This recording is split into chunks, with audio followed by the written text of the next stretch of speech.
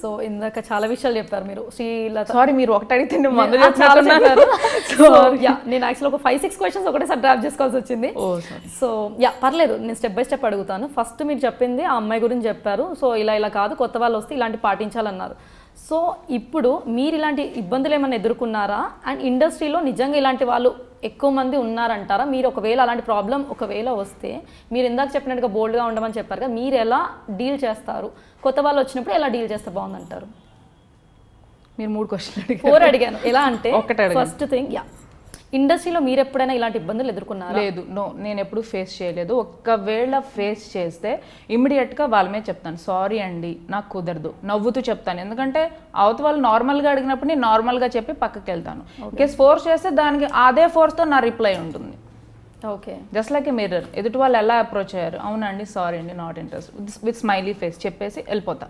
So ఇలాంటి వాళ్ళు కూడా ఉన్నారంటే మీరు ఒప్పుకుంటారా? మరి ఇట్లా ఇప్పుడు శ్రీరెడ్డి గారిని ఇబ్బంది పెట్టిన వ్యక్తులు నమ్మాల్సి వస్తుంది కదండి. ఉండే ఉంటారు, ఉండకుండా ఎందుకు ఉంటారు? అందుకనే కదా బ్యాడ్ నేమ్ ఉంది కాస్త కూస్తో, అంటే దానివల్లే కదా. సో మరి ఎలాంటి నేను ఏమంటున్నాను, ఇప్పుడు నేను వెళ్ళి కంప్లైంట్ ఇచ్చి నేనేం గోల్ చేయలేను, ఎందుకంటే I don't face anything directly. So ఎవరైతే ఇబ్బంది పడ్డారో వాళ్ళు వెళ్ళి ఏమంటారు ఛాంబర్లో అన్న కంప్లైంట్ ఇస్తే ఫస్ట్ ఆఫ్ ఆల్ రేపొద్దున అంటానికి ఉంటుంది, మేము కంప్లైంట్ ఇచ్చినా వాళ్ళు ఏం చేయలేదు అని అయినా మీరు అనొచ్చు మీడియా ముందుకెళ్ళి. ఫస్ట్ ఆఫ్ ఆల్ ఇది చేయకుండా డైరెక్ట్గా మీడియాకి వెళ్తే అంటే ఇప్పుడు ఏం సాధించాం, ఇప్పుడు వచ్చేవి కూడా రావు, నెగిటివ్ ఇంపాక్ట్ అయిపోతుంది. వచ్చేవి కూడా step by step procedure Gayatri Gupta గారు అన్నారు. ఇప్పుడు అందరూ అంటున్నారు ఏమంటున్నారు, వాళ్ళిద్దరు నాకు పర్సనల్ గా తెలియదు, ఎవరు తోటి ఆడపిల్లగా నేను రియాక్ట్ అయింది చెప్తున్నా. దాని ఫస్ట్ చాలా బాధపడ్డాను, ఇలా జరిగింది, ఇలా జరుగుండకూడదు, ఒక అమ్మాయికి అస్సలు జరిగి ఉండకూడదు, ఏంటి పరిస్థితి. అండ్ ఒకవైపు ఆనందంగా ఉండేది, మనం ఇలాంటి లైన్ క్రాస్ చేయలేదు, ఎవరు తగలలేదు అని ఒకవైపు ఆనందంగా ఉండేది. నేను కూడా ఇందాక ఏంటంటే అమ్మాయిల మీద మనకేం లేదండి, ఇలాంటి ప్రాబ్లమ్స్ కూడా ఉన్నప్పుడు ఎలా డీల్ చేయాలనేది మనం మాట్లాడుకుంటున్నాం. సో వాళ్ళిద్దరు కూడా అక్కడికి వెళ్లకుండా ఆ స్టెప్ అనేది ఫాలో అవ్వకుండా మీరు ఇందాక చెప్పినట్టు కంప్లైంట్ చేసి ఒకవేళ వర్కౌట్ అవ్వకపోతే దెన్ మీడియాకి అప్రోచ్ అయ్యింటే బాగుండేది. కానీ వీళ్ళు పాపులారిటీ కోసమే వీళ్ళిద్దరు ఇలా చేస్తున్నారు. లేదండి పాపం, పాపులారిటీ అంటే చాలా మార్గాలు ఉండండి. పాపులారిటీ కోసం ఇదంతా చేశారంటే నేను జనరల్ టాక్, పబ్లిక్ టాక్ అయితే అదే అండి. ధైర్యం వల్ల ఫ్రస్ట్రేషన్ తీసుకెళ్తుందండి కెమెరా ముందుకి. ఇప్పుడు ఫ్రస్ట్రేషన్ ఏం చేయాలో అర్థం కాక ఎవరి మీద నమ్మకం లేకపోయి ఉంటేనే అలా అప్రోచ్ అయి ఉంటారు మీడియాని నేను అనుకుంటున్నాను. లేదంటే అలా డైరెక్ట్గా అప్రోచ్ అవ్వరు, వీళ్ళు ఏం చేయరు, లైట్ తీసుకుంటారు, పట్టించుకోరు, మనకు సొల్యూషన్ దొరకదు వీళ్ళ దగ్గర అని చెప్పేసి అప్రోచ్ అయి ఉంటారు మీడియాని. సో అట్లీస్ట్ ఇప్పటికైనా కొంచెం ఇలాంటి క్రియేట్ చేసే వాళ్ళు, మీరు ఏ పర్టికులర్ ఎవరు అంటున్నారో, డైరెక్టర్సో ప్రొడ్యూసర్సో ఎవరో కోఆర్డినేటర్స్ ఎవరిని అంటున్నారో రియాక్ట్ అవుతారు. సంథింగ్ వాళ్ళ ఐడియా అయితే కరెక్టే, అట్లీస్ట్ ముందుకు వచ్చి చెప్పినందువల్ల మిగతా వాళ్ళు భయపడతారు. ఎస్ జరుగుతుంది, భయపడతారు, అడగడానికి భయపడతారు, చేయడానికి భయపడతారు. అట్ ద సేమ్ టైం వచ్చే ఆర్టిస్టులు భయపడతారు. అదే ఆలోచిస్తున్నాను నేను. ఇప్పుడు అసలే తెలుగు ఇండస్ట్రీ, తెలుగు ఆర్టిస్టులు చాలా కౌంట్ చేసుకోవాలి మనం కూర్చొని, ఎవరెవరు ఈజీ కౌంట్ చేసుకోవచ్చు, ఎవరు ఆర్టిస్టులుగా చేస్తున్నారు, హీరోయిన్గా చేస్తున్నారు. అలాంటిది తెలుగు వాళ్ళు తక్కువైపోతుంది, మాకు బాధ అనిపిస్తుందండి కదా. సో ఆ టాపిక్ కూడా ఉంది నెక్స్ట్.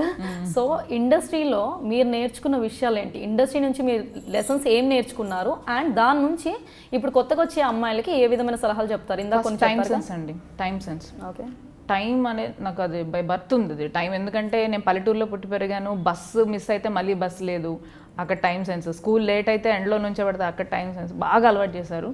సో నా బర్త్ నుంచి నాకు టైం సెన్స్ ఉంది, అది బాగా హెల్ప్ అయింది. టైం సెన్స్ ఇంపార్టెంట్ అండి.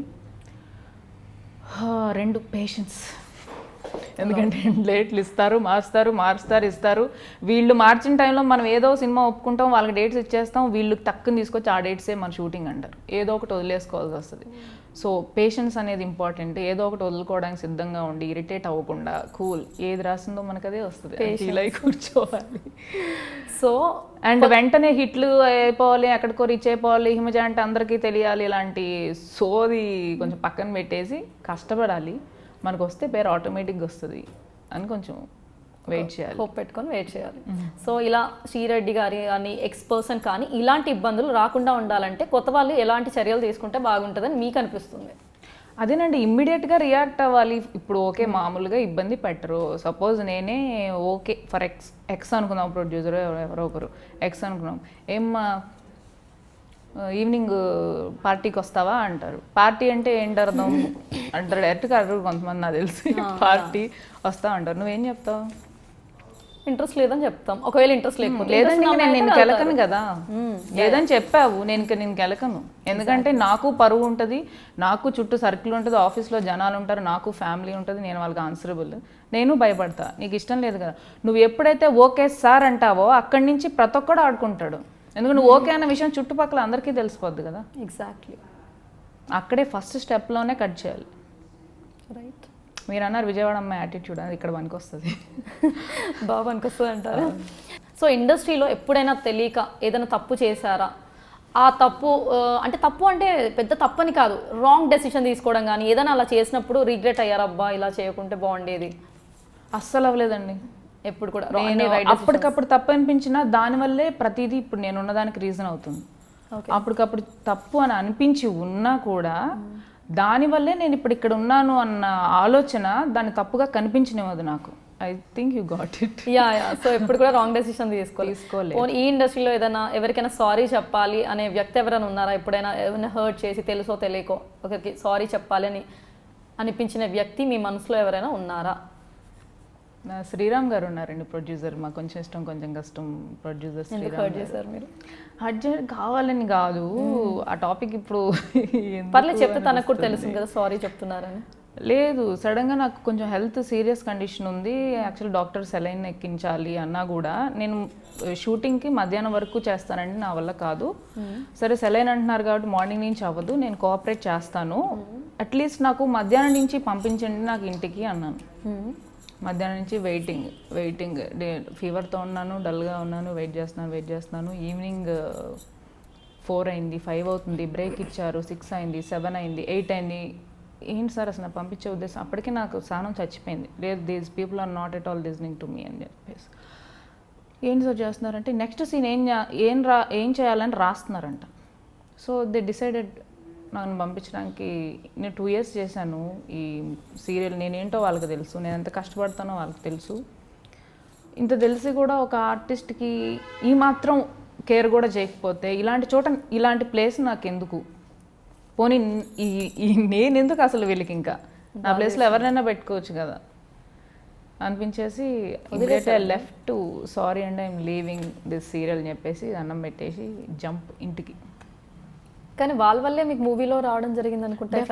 కాదన్న కదా, ఇప్పుడు నేను కష్టపడ్డాను వాళ్ళ వల్ల. అంటే ఇప్పుడు ఫస్ట్ ఆఫ్ ఆల్ నన్ను నేను నమ్మి, నేను చేయగలను నమ్మి, నేను స్క్రీన్ టెస్ట్కి వెళ్ళి అటెండ్ అయ్యి నేను చేస్తాను నమ్మిన తర్వాత రోల్ ఇచ్చారు, నేను చేశాను. ఇచ్చినందుకు I'm so thankful for them. నేను చేస్తాను, చాలా సందర్భాలు. నేను జస్ట్ హ్యూమన్ బీయింగ్ అండి, నాకు లిమిట్ ఉంటుంది కష్టపడటానికి కదా. అని అంటే అది ఫస్ట్ టైం కాదులేండి, కొంచెం చాలా రిపిటిషన్స్ ఉన్నాయి. సో శ్రీరామ్ ఏంటంటే ఎందుకు హిమజ నాకు కాల్ చేసి డైరెక్ట్ ఒక్క మాట చెప్పుండొచ్చుగా అన్నాడు. చెప్పుండొచ్చు కదా అని అందుకు సారీ ఫీల్ అయ్యాను.